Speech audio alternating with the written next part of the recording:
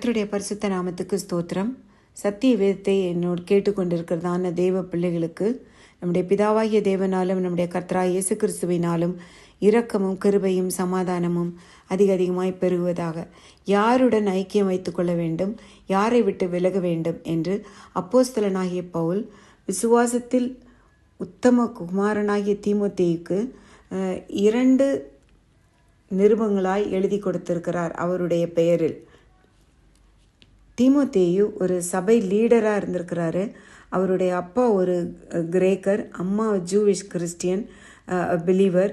சிறு வயதிலிருந்தே அவங்க பாட்டி லூவிஸும் அவங்க அம்மா யூனிஸும் விசுவாசத்தில் உறுதியாய் நிற்க கர்த்தருக்குள் தீமோத்தேயுவை வளர்த்திருக்கிறார்கள்.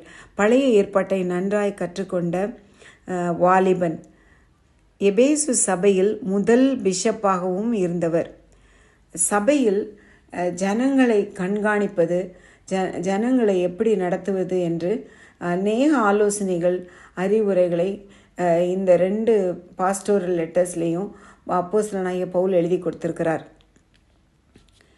யாருடன் ஐக்கியம் வைத்து கொள்ள வேண்டும் என்பதை 2 தீமோத்தேயு 2:22 பாலியத்துக்குரிய இச்சைகளுக்கு நீ விலகி ஓடி சுத்த இருதயத்தோடு கர்த்தரை தொழுது கொள்ளுகிறவர்களுடனே நீதியையும் விசுவாசத்தையும் அன்பையும் சமாதானத்தையும் அடையும்படி நாடு அப்படிங்கிறார்.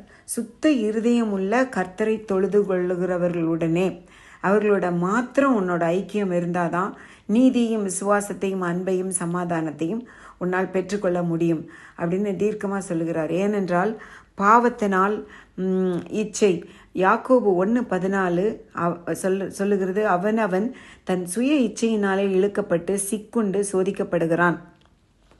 இச்சையானது கற்பந்தரித்து பாவத்தை பிறப்பிக்கும், பாவம் பூரணப்படும் பொழுது மரணத்தை பிறப்பிக்கும். ஸோ அன்பான தேவ ஜனமே, இச்சை ரொம்ப ரொம்ப லேசாக நினச்சிடக்கூடாது. ஸோ அதை ரொம்ப நம்ம இச்சைக்கு விலகி ஓட சொல்லியிருக்கிறாரு அப்போஸ்தலனாகிய பவுல். இதுதான். ஸோ சுத்த இருதயத்தோடு கர்த்தரை தொழுது கொள்ளுகிறவர்களுடனே நீதியையும் விசுவாசத்தையும் அன்பையும் சமாதானத்தையும் நாம் அடைய முடியும். வேற எந்த வழியும் கிடையாது. ஸோ கர்த்தருடைய வார்த்தையை நம்ம இருதயத்தில் வைத்துக்கொள்ளணும். நம்முடைய இருதயத்தில் பரிசுத்த ஆவியானவர் தங்கும்படியான ஒரு சூழ்நிலையை நம்ம கொடுக்கணும். நம்ம பாவத்தின் மேல் பாவம் செஞ்சால் ஆவியானவர் நம்மோடு கூட இருக்க மாட்டார், இடைப்பட மாட்டார். ஸோ அந்த பயத்தோடு, தேவ பயத்தோடு அனுதினமும் வேதத்தை நம்முடைய இருதயத்தில் வைத்து வைக்கணும். யாரை விட்டு விலக வேண்டும் என்று அப்போஸ்தலனாகிய பவுல் 2 தீமோத்தேயு 3:1 முதல் 5 வரை சொல்லியிருக்கிறார். அப்பொழுது 67 AD அந்த வருஷத்தில் அப்போஸ்தலனாகிய பவுல் இந்த நிருபத்தை எழுதினார். அப்பொழுதே அவர் தீர்க்க தரிசனமாக கடைசி நாட்களில் கொடிய காலங்கள் வரும் என்று எச்சரிக்கை செய்கிறார். தேவ பிள்ளைகளே, நம்ம ரொம்ப கவனமாக இருந்து, நம்ம இருக்கிறது இன்னும் கடைசி நாட்கள், இன்னும் 2000 வருஷத்துக்கு பின்னாடி இருக்கோம் நம்ம. ஸோ அதனால் நம்ம we are in the very last days. அதனால் யாரெல்லாம் விட்டு விலகணும் அப்படிங்கிறத பவுல் ஆலோசனையாக சொல்கிறத நம்மளுக்குன்னு எடுத்துக்கலாம் நம்ம. ஸோ நம்ம விட்டு விலக வேண்டியதான ஜனங்கள் தற்பிரியர், பணப்பிரியர், வீம்புக்காரர், அகந்தை உள்ளவர்கள், தூஷிக்கிறவர்கள், தாய் தகப்பன்மாருக்கு கீழ்ப்படியாதவர்கள், பரிசுத்தம் இல்லாதவர்கள், சுவாப அன்பில்லாதவர்கள், இணங்காதவர்கள், அவதூறு செய்கிறவர்கள், இச்சையடக்கம் இல்லாதவர்கள், கொடுமை உள்ளவர்கள், நல்லோரை பயக்கிறவர்கள், துரோகிகள், துணிகரம் உள்ளவர்கள், இருமாப்பு உள்ளவர்கள், தேவ பிரியராயிராமல் சுகபோக பிரியராயிருப்பவர், தேவ பக்தியில் வேஷத்தை தரித்து அதன் பலனை மறுதளிக்கிறவர்கள். இவ்வளவு பேரையும் கிட்டத்தட்ட ஒரு 19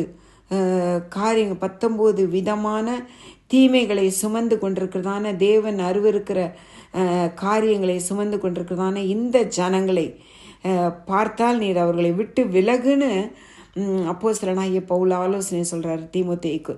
ஸோ மனதை ஒருமனப்படுத்தி தேவனுக்கு பிரியமான வாழ்க்கை வாழ்வோம். மத்தேயு 5:8 இருதயத்தில் சுத்தமுள்ளவர்கள் பாக்கியவான்கள், அவர்கள் தேவனை தரிசிப்பார்கள். சாலமோன் ராஜா நீதிமொழிகள் 23:15 சொல்கிறாரு, மகனே, உன் இருதயத்தில் ஞானத்தினால் நிரப்பினால் என்னிலே என் இருதயம் மகிழும். உபாகமம் 6:6. இன்று நான் உனக்கு கட்டளையிடுகிற இந்த வார்த்தைகளை இருதயத்தில் இருக்க கடவுது. பொக்கிஷம் எங்கே இருக்கிறதோ அங்கே உங்களுடைய இருதயம் இருக்கும்னு வேதம் சொல்லுது.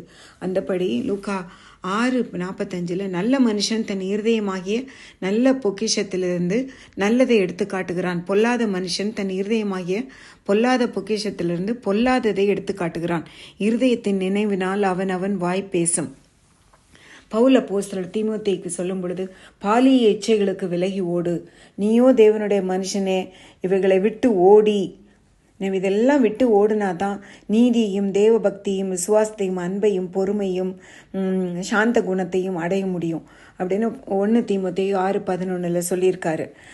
விசுவாசத்தில் நல்ல போராட்டம் போராடணும் அப்படின்னு நித்திய ஜீவனை நம்ம பற்றி கொள்ளணும் அப்படின்னா இந்த 19 ஒரு லிஸ்ட்டு பார்த்தோம். தீமையான குணநலன்களை உடைய ஜனங்களை விட்டு நம்ம விலகணும், வீண் பேச்சுகளை பேசுகிறவர்களை விட்டு விலகணும், விபரீதங்களுக்கு நம்மளை விலக்கி காத்துக்கொள்ளணும்.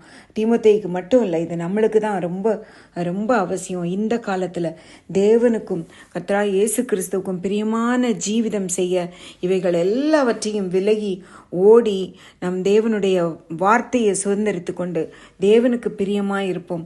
கர்த்தர் தாமே இந்த வார்த்தைகளை ஆசீர்வதித்து தருவாராக. ஆமேன்.